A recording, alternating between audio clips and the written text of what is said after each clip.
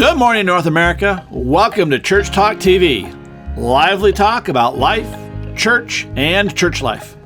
I'm your co-host, Dr. Bill Tenney-Britton, and I'm joined, as usual, by my co-host, Dr. Kris Tenney-Britton, and we're broadcasting from our studio in Columbia, Missouri, the heartland of America. Say good morning, Kris. Well, good morning, and welcome to Church Talk TV. Kris and Bill Tenney-Britton here to talk about, we want to talk about some foundations. We want to talk about getting started when it comes to growing churches. Now, when we talk about growing, before we go there, we really need to talk about why church growth initiatives almost always fail. Always fail. I think that's an important word. Almost always. Right, okay. Just want to make sure that almost is there. Okay. Always, yeah. Almost always. Because some do. I mean, some don't fail. Some really, churches yeah. grow. I mean, we've got that happening. Right. But the majority of churches that try to get started growing, right, they either don't grow or they grow for a little bit, and then they with that. That's not sustainable growth. Well, in one of the congregations I pastored quite a few years ago, now it grew. We got to almost tripling, right. And after I left, it went down. Ended up closing about 8 years later, and we were up. We were seeing 300 Christmas Eve, Easter Sundays. Right. So I mean, we started at 99, right? Significant growth. But it struck me about 3 years into that there had been conflict that stretched all the way back 40 years. And once that hit me, what was going on, they had fired every pastor but the first one who left for health reasons and me. And as I saw all of that, it was, whoa, folks, we have to do we have to do one of two things. We have to keep moving through, pushing through, doing what we're doing. And they didn't want to do that. Or deal with the conflict. And I wasn't the one that either.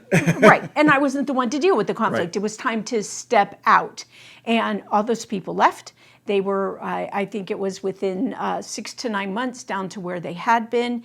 And when I came there, and they, like I say, they closed because they never dealt with that conflict that had been there. Which you didn't say, but that's the number one reason why church growth initiatives fail, is because of conflict that's been unresolved.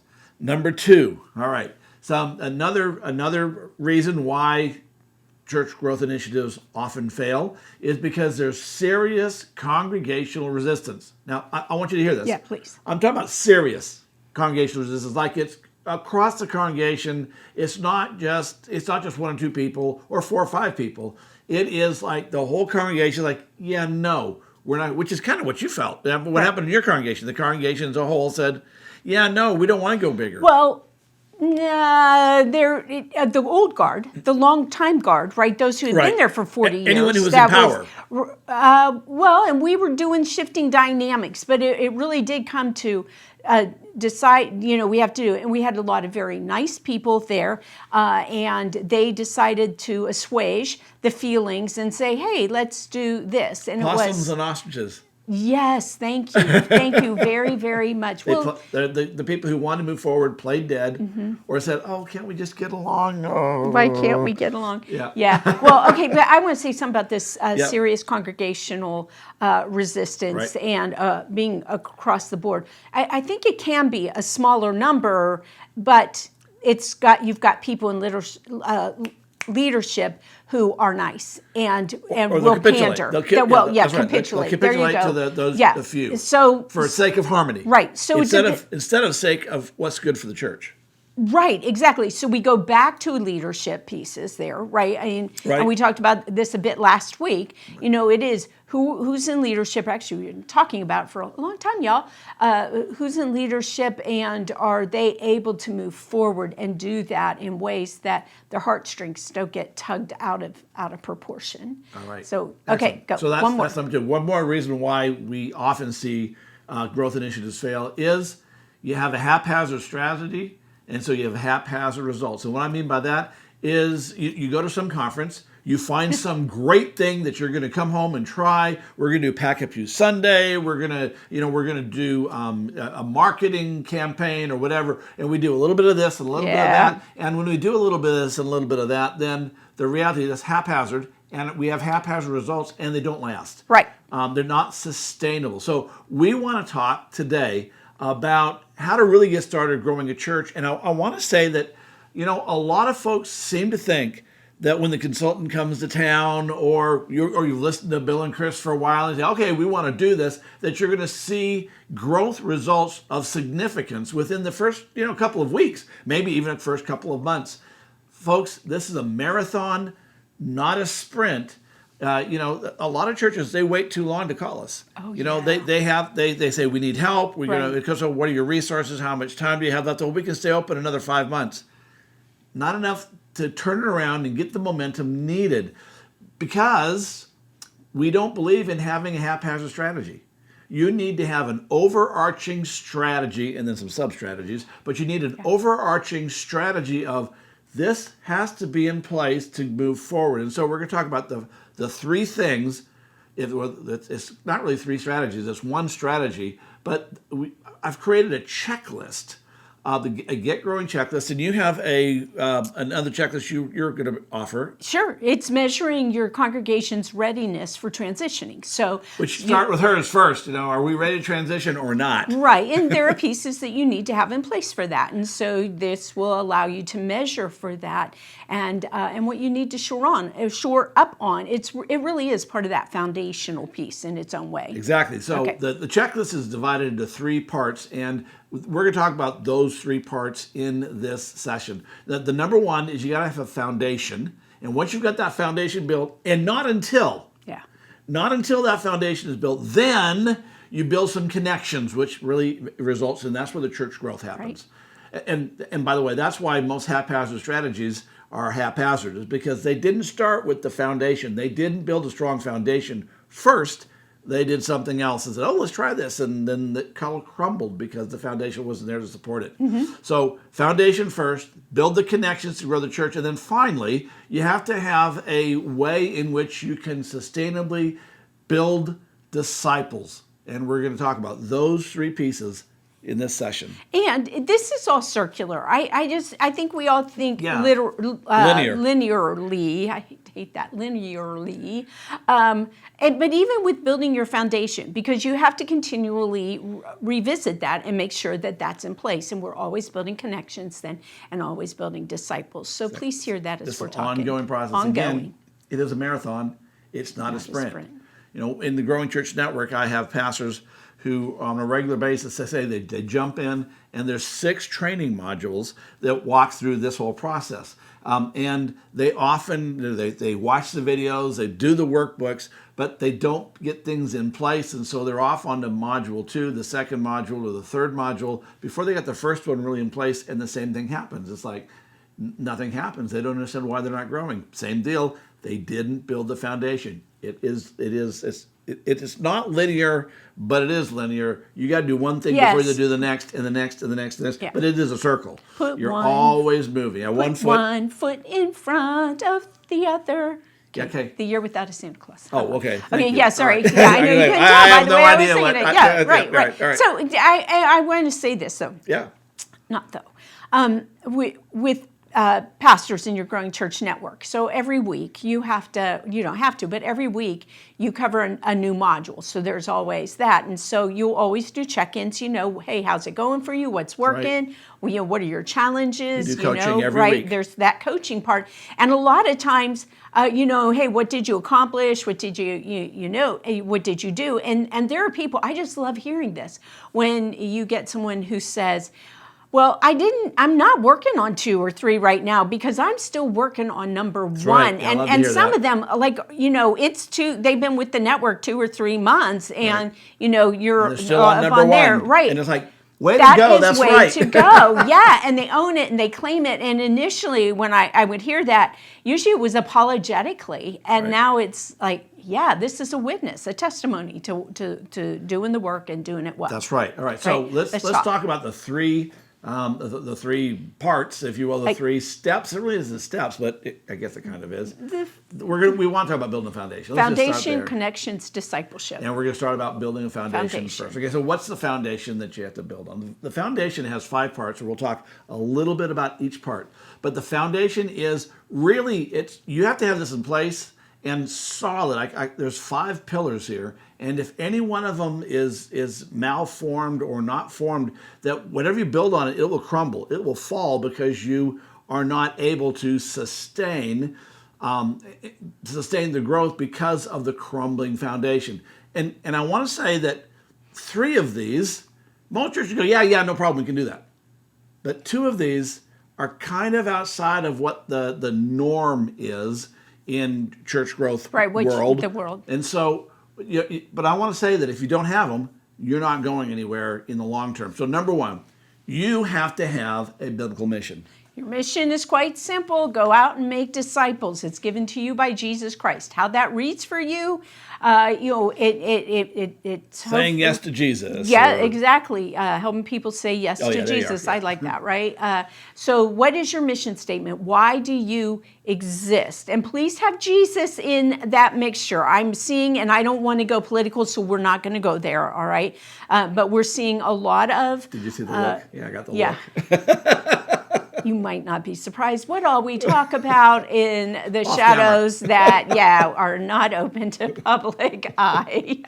And we are on the same page with a lot of those things, most of those things. Yeah. Anyways, but I am thinking how there's churches that are politic-centered or policy-type centered, one way or another, more liberally or more conservatively, if you will. And that's their mission. Okay, well, it becomes their mission. Yeah, but I don't hear Jesus in there or anything about making disciples. Right. So mission, make disciples. Okay, the second thing is often you hear mission, then you hear vision next. Yeah. And that's because I think it rhymes. It sounds good. But if you go from mission to vision, you'll miss one important piece, and that's the core values. Yes. What are the core values of the church? And those need to be developed immediately following the mission.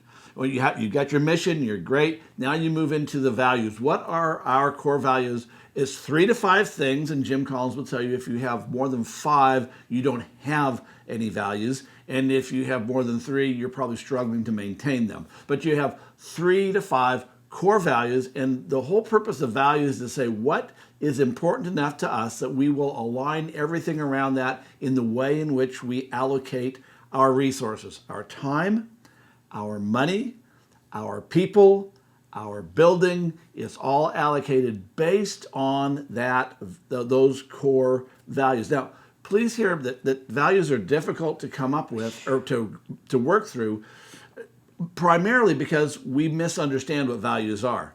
We often mix belief statements in there instead. So just a couple of great values are hospitality. We believe everyone is welcome. And another is excellence. We believe God deserves excellence. Those are values. We value the scriptures. That's not a value, that's a core belief. So you have to keep the values in terms of behavior and how we will allocate resources. Okay, so and let me say this. Churches often fight about values and what they value, and it's like, okay, immediately I know hospitality's not a value there. This is not your ideal. What is a value? What comes naturally for you? And then the expanse of that, when we started The Rock, we had a core value of radical hospitality. Right. And in a difficult moment, when we were doing that, to be radically hospitable to every single person, regardless. That's what we said, right. Regardless. It was smile with teeth. None of this. Right.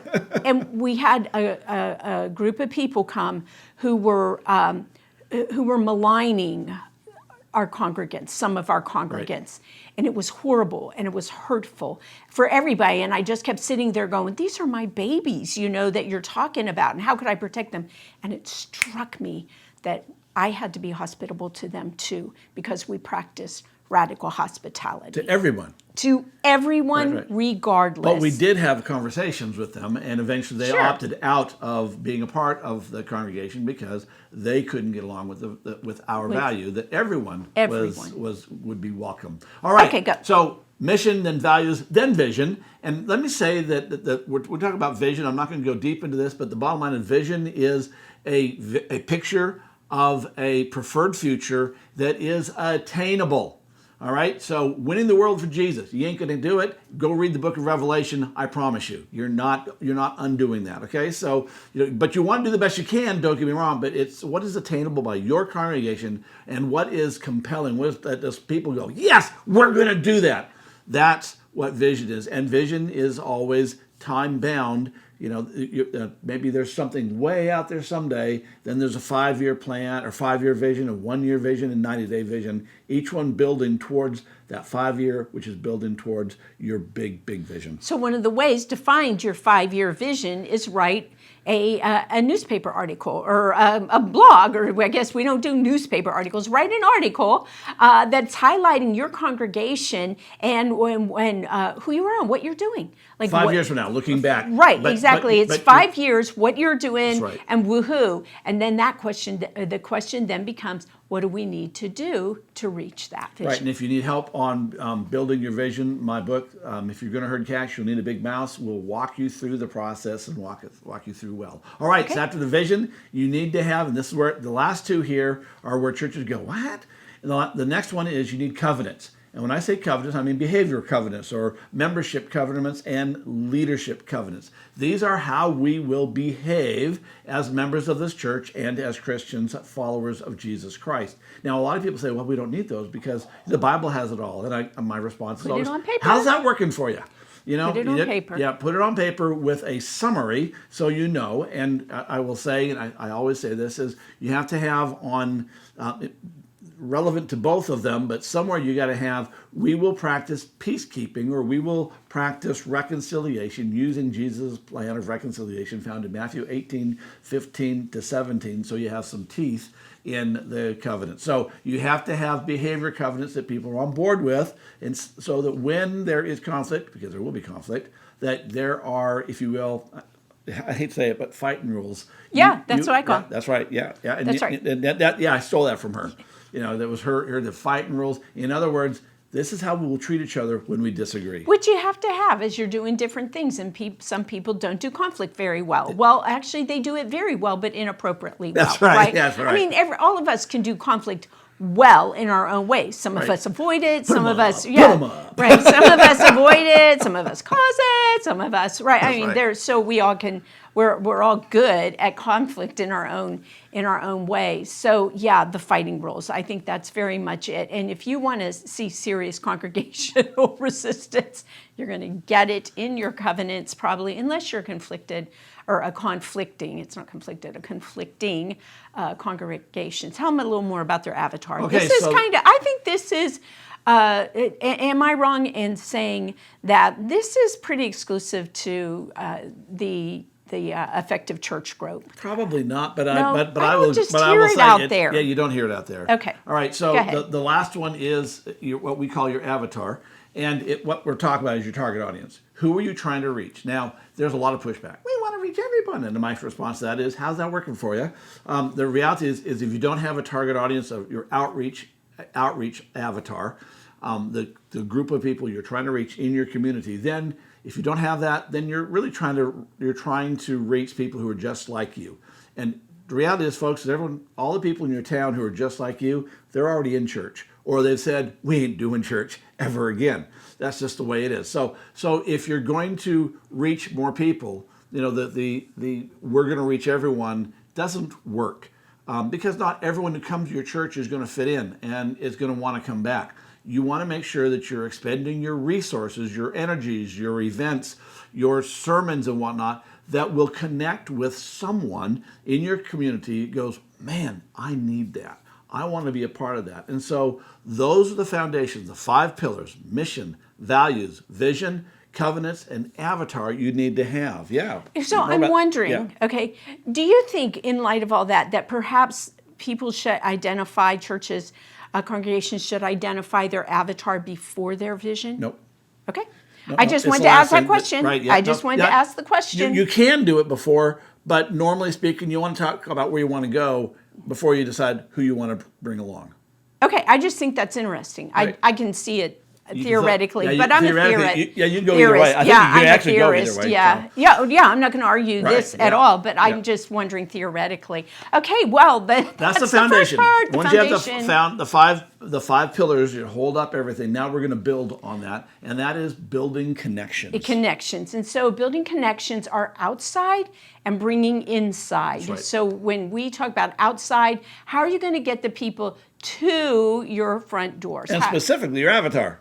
Your avatar, thank you. Let's just keep using that language. How are you going to get your avatar to your front door and in? And into your not just into your building. Yeah. Because the church isn't the building, even though the reality is if you're watching this, that's probably your primary focus is we want to grow our worship service.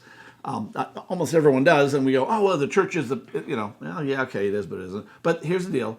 We're talking about bringing people from our avatar, people who we can connect with, bring them into relationship with us, bring them into relationship to the church, bring them into relationship with the congregation, bring them into relationship with individuals so they become friends, and then we, of course, want to bring them into a relationship with Jesus Christ. Well, I have to tell you, every time I hear avatar, I used to think of little blue people or little blue avatars.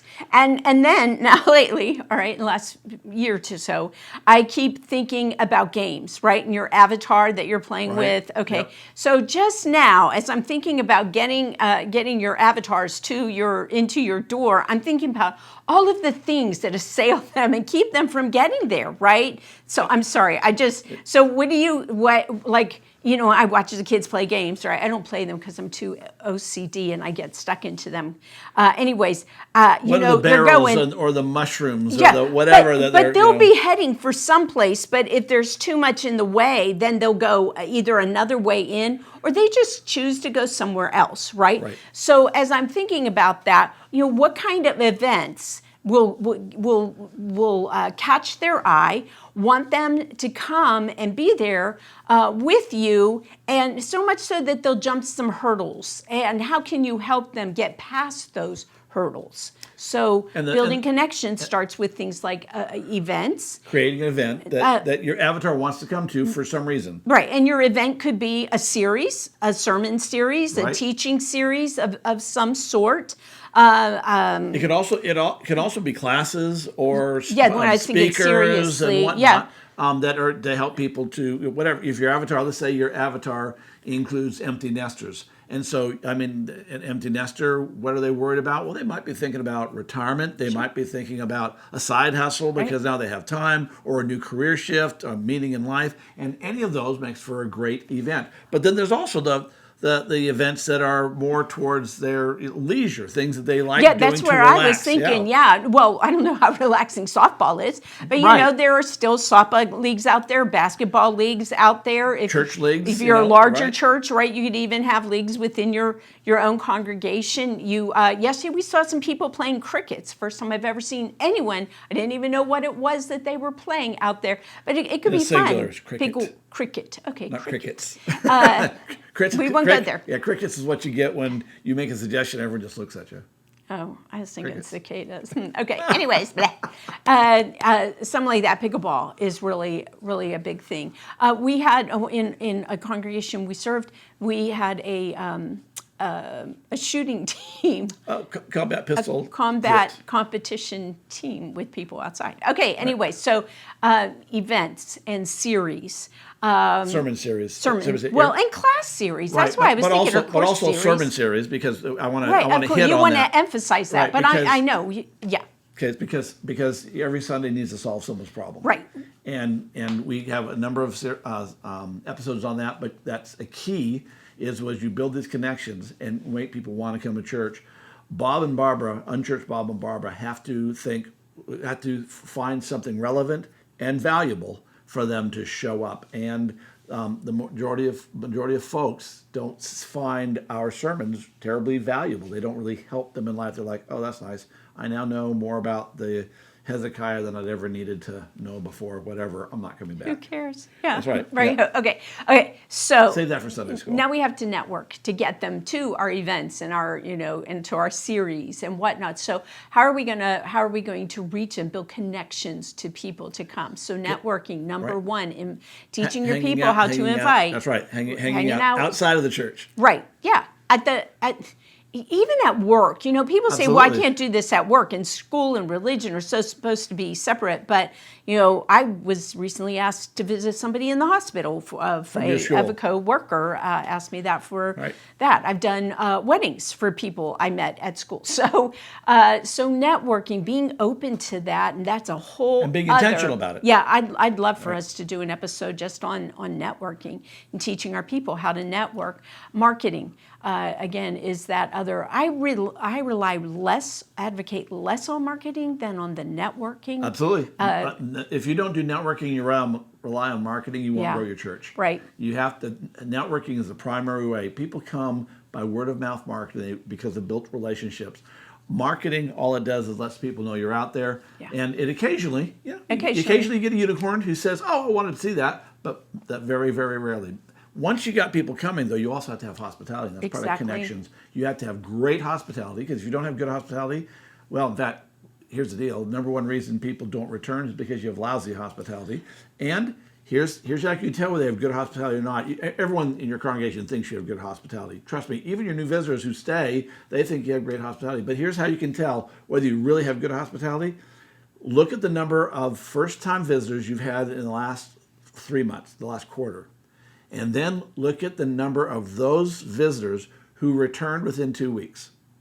If that number is less than 50%, you're not as friendly as you think you are. That's the bottom line is. So, that's a pretty black and white way of telling how friendly are we? Okay, so check it out. I do want to add this while you're saying that. People say, "Oh yeah," I hear this right all the time. "Oh yeah, we gained 3 families," and usually families mean children involved, or children came with them. Family units are ways we like to think. Households, So right. households, right? Oh yeah, we had 3 families join. What often's happening though is we're not seeing, say, the middle-aged or the single people who came. And I have found this very, very interesting in churches. They'll say, oh, we didn't have any guests, but they did. There are people in their purview that they just don't see. Right. And they tend to be older middle-aged, or usually it's older middle-aged, not really quite older, and single people. Yep. Yeah, single women in particular. Sometimes single men. Single men Showing up though, a man showing up into church is so rare.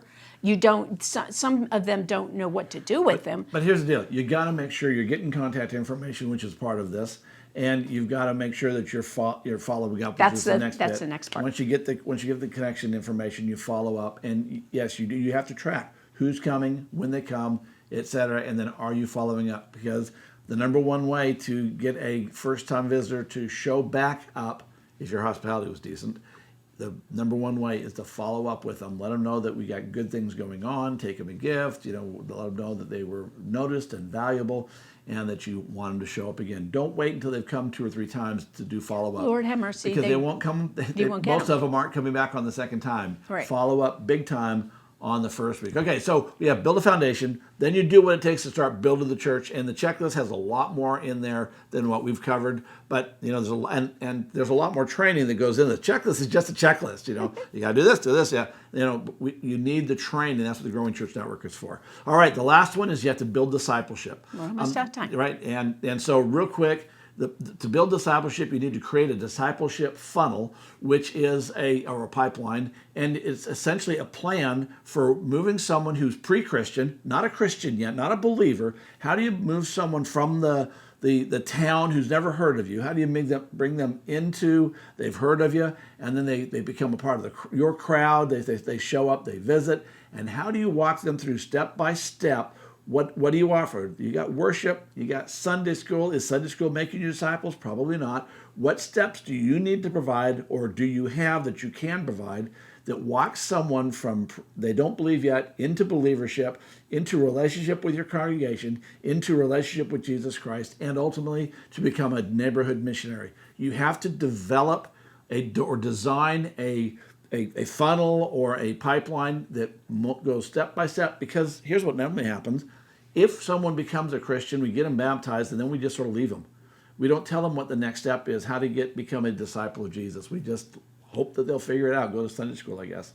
We need a plan so that we can share that. It's not mandated. It's not something we have to do. But here is a plan that you can follow that will help you take you into full discipleship. I'll tell you what, let's post. I also have a continuum that we can post, and it helps to move people. What do people need to know to become a Christian? So if they're pre-Christian, what do they need to know to be a Christian? Well, they need to know, not just assent, but know that Jesus Christ is the Son of the living God. They need to know there is a God.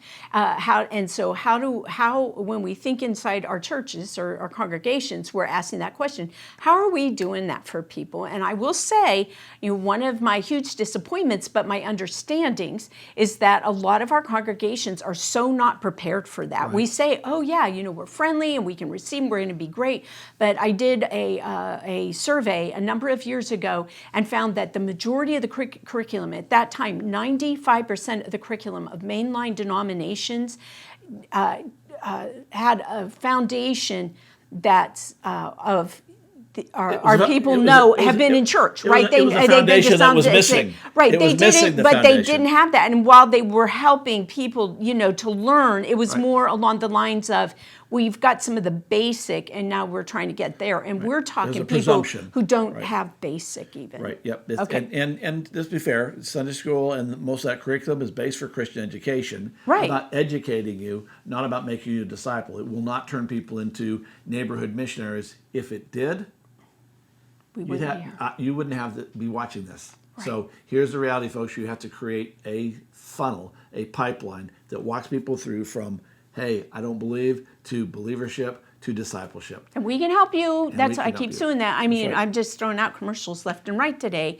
But I don't know. I just have this heavy on my heart today that if you're watching this and you watch it repeatedly, we hope you're telling folks, sharing this, and know that we're here to help you and walk with you. This is what we do. This is what God's called us to do. All right. Hey, we are out of time. It's been good seeing you, and we will see you next week. Have a great week. Bye-bye. Bye-bye.